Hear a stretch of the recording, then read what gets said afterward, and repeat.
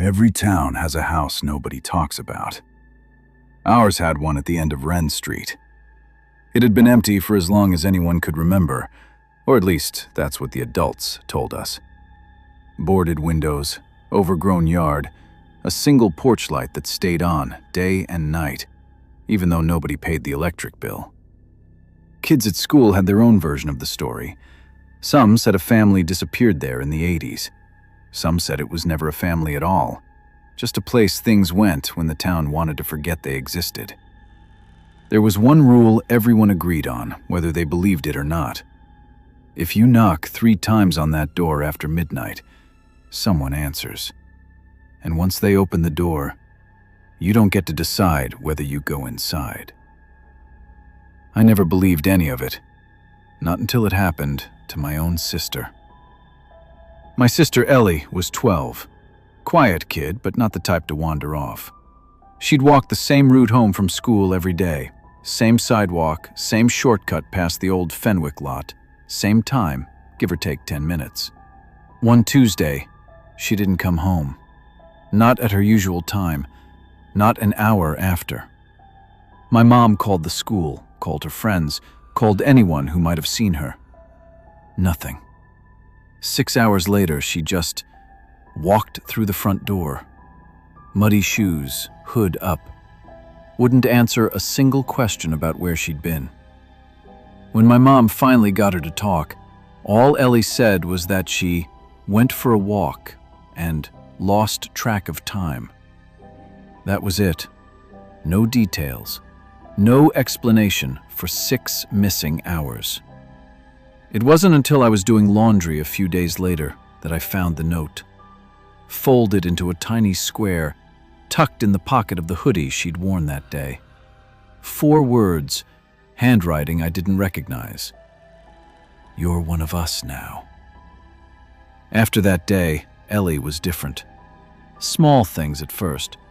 She started sleeping with her hood up, even indoors. Stopped eating breakfast at the table with the rest of us. Said the kitchen light hurt her eyes. She stopped hanging out with her friends. When I asked her about it, she just said, "They don't get it anymore." Wouldn't explain what "it" meant. One night, I passed by her room and heard her whispering. Not talking on the phone. There was no phone in her hand, just whispering to no one, like she was having a conversation with someone who wasn't there. That was the night I decided I was going to the house myself. Whatever was happening to my sister, it started there, and I needed to see it for myself.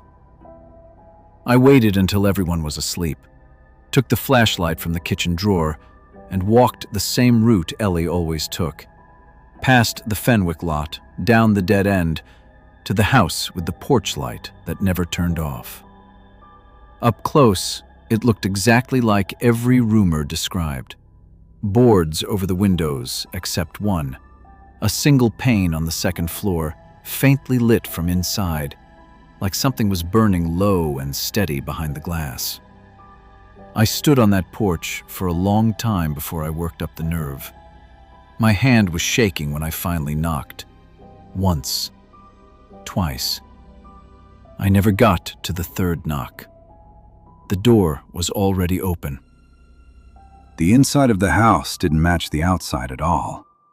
It was warm, lit, dimly, but lit. And it wasn't empty.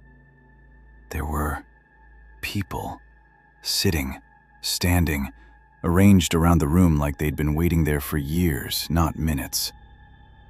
Near the door, a girl about Ellie's age sat holding a stuffed bear against her chest, staring at nothing, unblinking.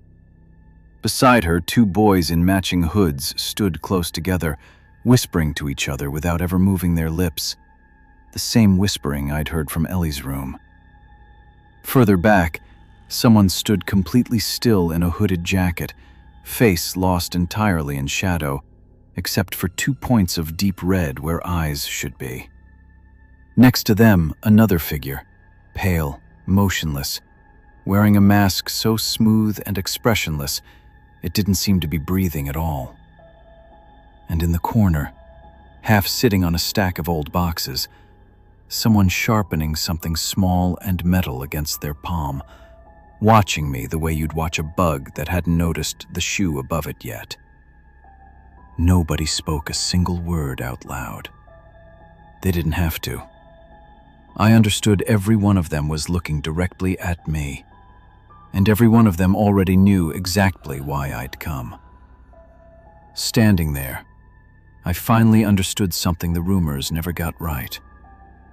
This wasn't a haunted house. It wasn't full of monsters that showed up out of nowhere. It was a collection.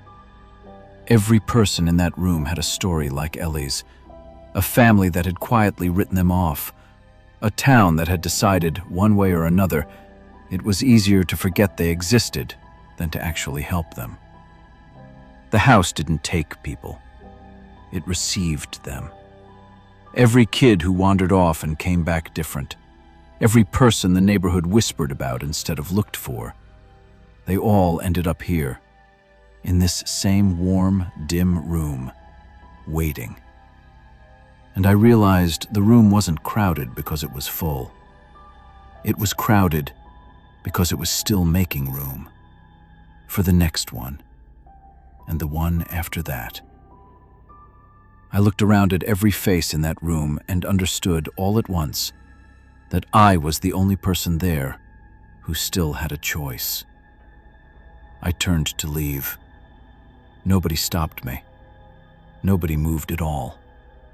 The door was still open behind me, porch light glowing the same sickly yellow it always had. I don't remember walking back down Wren Street. I don't remember the dead end, or the Fenwick lot, or unlocking my own front door. The next clear memory I have is standing in my kitchen, hands shaking, staring at the clock. It was almost sunrise. I'd been gone far longer than I thought. Ellie was already awake when I came in, sitting at the table, hood down for once. The first time in weeks I'd seen her whole face at breakfast. She smiled at me. Not her usual smile. Something calmer. Something that already knew where I'd been, even though I never told her. I didn't think much of it until I put my hands in my jacket pocket a few hours later and felt paper folded into a small, tight square. I already knew what it said before I opened it. Same handwriting as Ellie's note.